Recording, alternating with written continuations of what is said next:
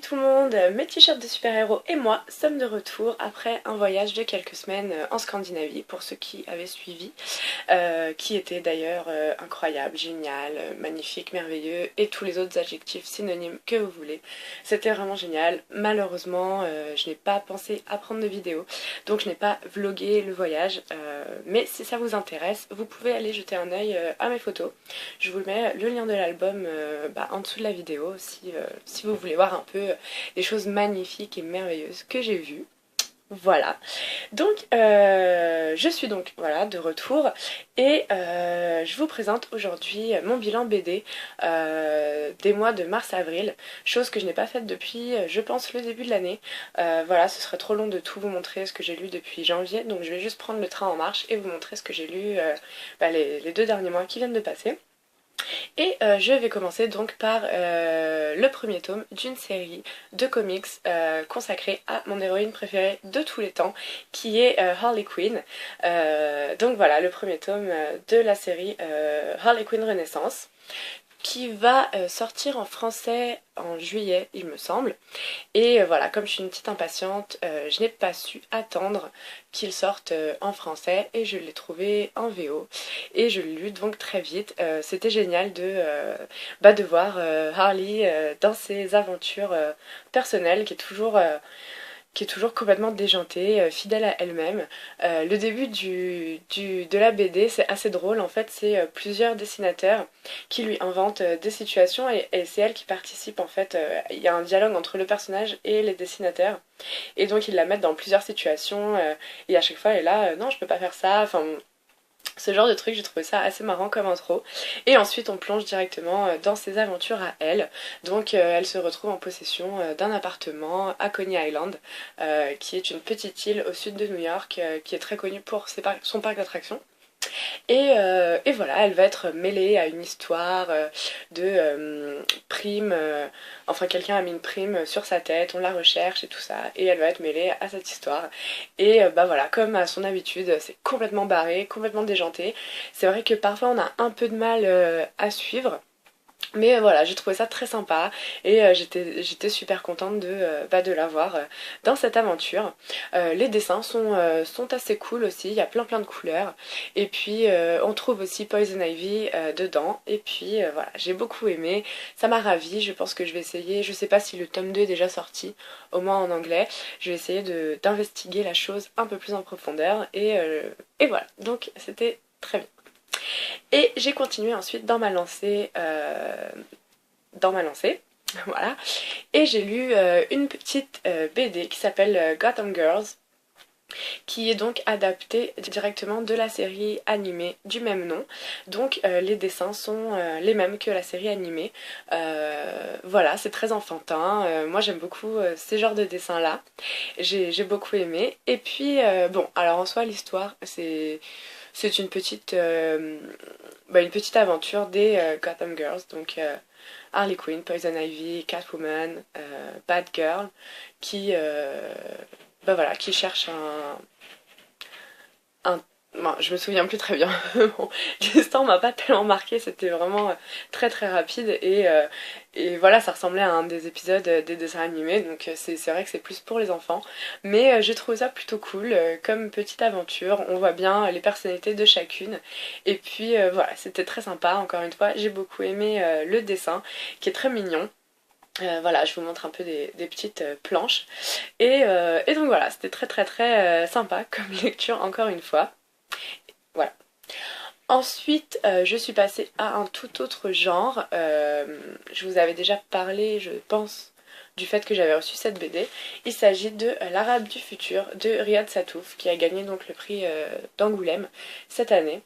Et donc c'est le premier tome d'une série aussi, il me semble, dans laquelle l'auteur raconte son enfance en Syrie. Voilà, à savoir donc c'est lui ici, à savoir que c'est un petit garçon donc blond qui est né en France d'une mère bretonne et d'un père syrien et donc ils partent vivre en Syrie et en Libye. Voilà, j'ai trouvé ça, ça m'a fait penser un peu aux chroniques de Guy Delisle ou un peu à Persépolis aussi.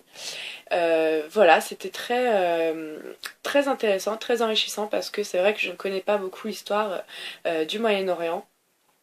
Et j'aime toujours lire ce genre de bande dessinée en fait parce que ça m'en apprend beaucoup sur les conditions de vie là-bas et tout ça. Et là j'ai trouvé ça vraiment très enrichissant, j'ai beaucoup aimé. Les dessins sont assez sympas, je vais vous montrer ça ici.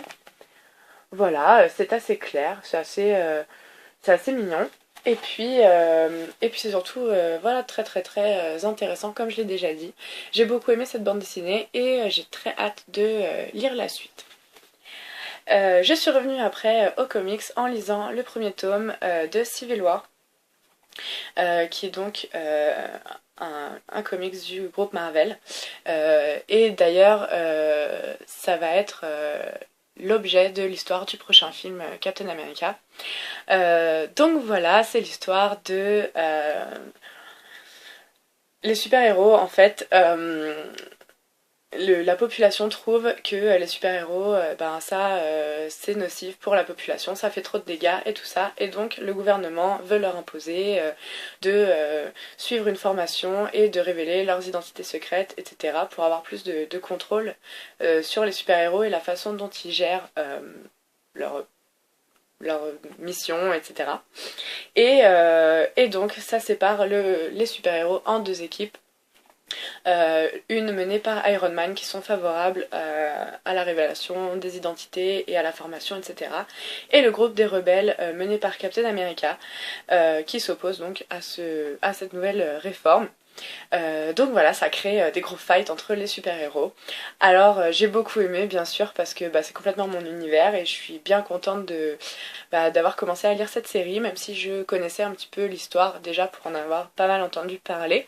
Alors c'est vrai que si on ne connaît pas très bien les super-héros, on peut être très vite perdu parce qu'il y en a vraiment beaucoup.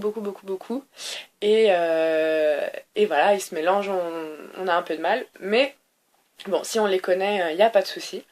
Et puis, bon voilà, après il y a beaucoup de bagarres, beaucoup de combats, ça explose de partout. Bon, moi j'aime beaucoup, c'est vraiment très sympa. Et puis c'est vrai que ça a une petite profondeur un peu politique assez intéressante.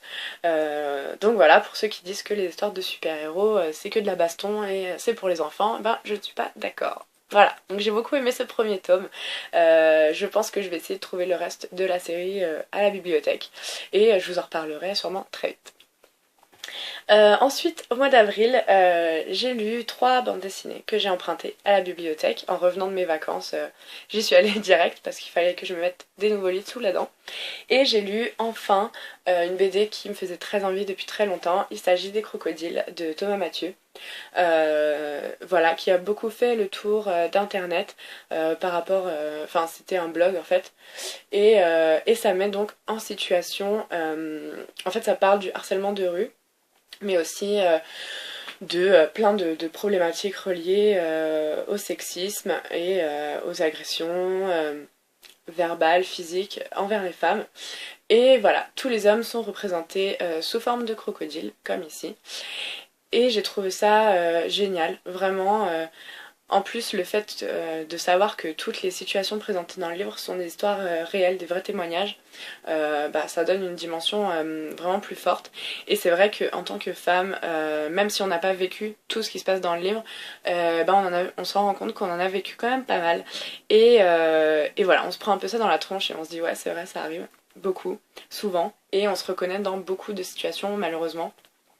Ce que j'ai beaucoup aimé surtout, c'est que à peu près aux 3/4 du livre, les histoires s'arrêtent et l'auteur nous donne quelques pages de conseils.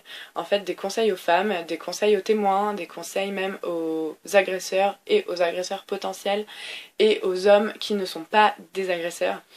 Voilà, j'ai trouvé ça En fait, j'ai eu des sentiments un peu partagés par rapport à ces conseils parce que d'une part, j'ai trouvé ça très très très intéressant. C'est vraiment bien de savoir comment se protéger, comment réagir en cas d'agression, en cas de harcèlement, qu'on en soit victime ou témoin. Mais d'un autre côté, j'ai trouvé ça vraiment déplorable qu'on soit obligé d'en arriver là et de trouver ces conseils-là indispensables. Voilà, c'est vrai que voilà, c'est ce genre de sentiment partagé que j'ai eu. Mais j'ai trouvé ça, cela dit, très très très intéressant.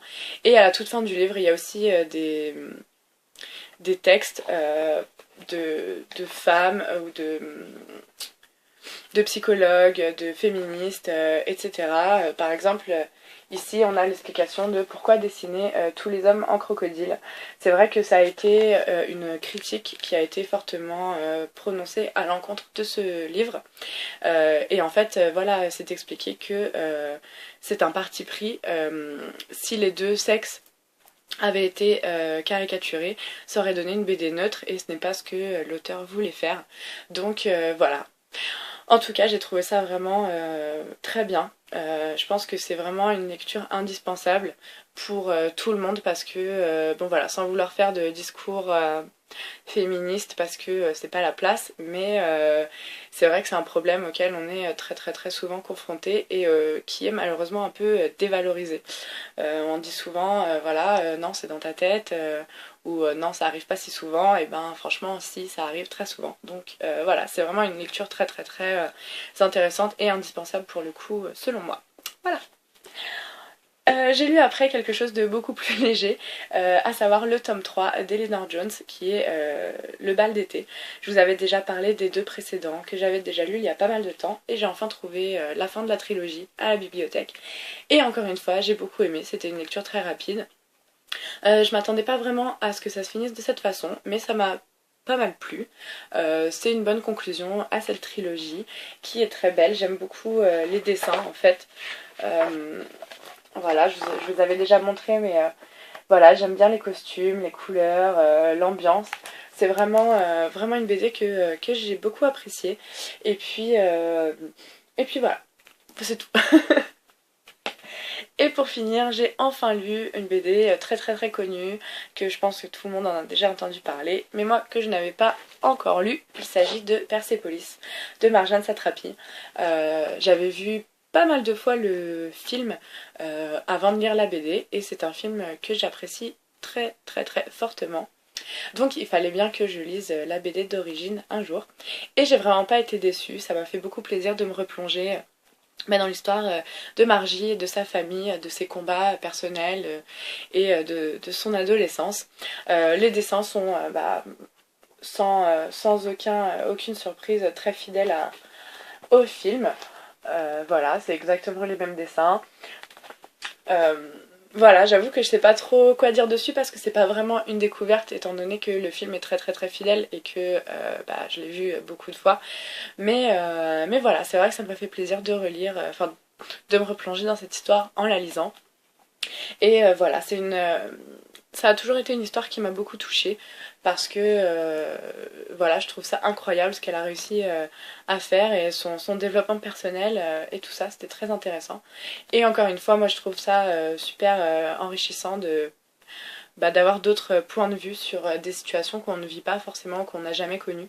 Donc voilà, c'est une très très très très bonne bande dessinée que je vous recommande bien sûr à tous, ainsi que l'adaptation si vous ne l'avez pas vue. Et voilà, c'était somme toute assez rapide, je pense. Je regarde le temps, mais non, en fait, je dis ça à chaque fois, mais toutes mes vidéos font la même longueur, donc je vais arrêter. Donc voilà, je suis assez contente de mon bilan bande dessinée. C'est vrai que j'ai lu moins que les mois précédents, mais voilà, et comme j'étais pas là. Enfin bref, je vais pas raconter ma vie. Mais voilà, donc je vous retrouve bientôt pour une autre vidéo qui sera un point lecture parce que par contre j'ai lu beaucoup de livres, de romans pendant mes vacances. Et bah voilà, je vous retrouve très bientôt avec tout ça et avec pas mal d'autres projets. J'ai décidé de reprendre, enfin de devenir un peu plus régulière sur la chaîne et de vous proposer des choses un peu différentes que des points lecture et des IMM. Donc voilà, alors je vous retrouve très très très vite et en attendant je vous souhaite de très bonnes lectures. Ah, je voulais aussi vous remercier parce que quand je suis rentrée de vacances j'ai vu qu'on avait atteint les 400 abonnés sur la chaîne et ça me fait super super plaisir. Je suis très contente de voir que vous êtes de plus en plus nombreux à me suivre. Et donc voilà, merci beaucoup, vous êtes géniaux et je vous aime fort fort. Et à bientôt, bisous.